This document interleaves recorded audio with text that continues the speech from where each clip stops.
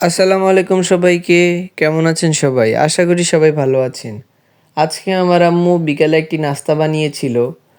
নাস্তাটি হচ্ছে পাকোড়া। পাকোড়াটি খেতে খুবই সুস্বাদু ছিল।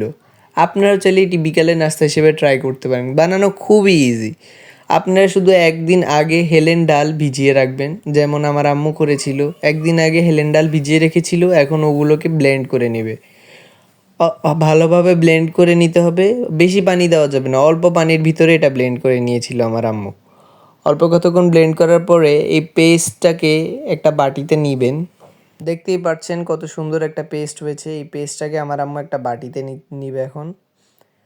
এই পেস্টটার ভিতরে আমরা খুব বেশি পানি ব্যবহার করিনি, অল্প পানি দিয়ে করেছি, তাই একটু সময় লেগেছে ব্লেন্ড করতে। আপনারা চাইলে পানি ব্যবহার করতে পারবেন, কোনো অসুবিধা নেই। তারপরে এর মধ্যে ১ চামচ লবণ, ১ চামচ হলদের গুঁড়া, ১ চামচ লাল মরিচের গুঁড়া, ২টা পেঁয়াজ এবং ২টা কাঁচামরিচ দিয়ে একটু মাখিয়ে নেবেন। তারপরে আমার আম্মু পুঁইশাক কেটে রেখেছিল, ভালোভাবে ধুয়ে ওটাকে এই পেস্টটার ভিতরে দিয়ে দিবেন। এইটাই হচ্ছে মূল উপকরণ এই পাকোড়াটি বানানোর জন্য। আপনারা চাইলে এর মধ্যে ১টা বা ২টা ডিম অ্যাড করতে পারেন। পাকোড়ার স্বাদ আরও বেশি মজা হবে। ভালোভাবে মাখানোর পরে ঠিক এইরকম কালারটি চলে আসবে, দেখতেই পাচ্ছেন।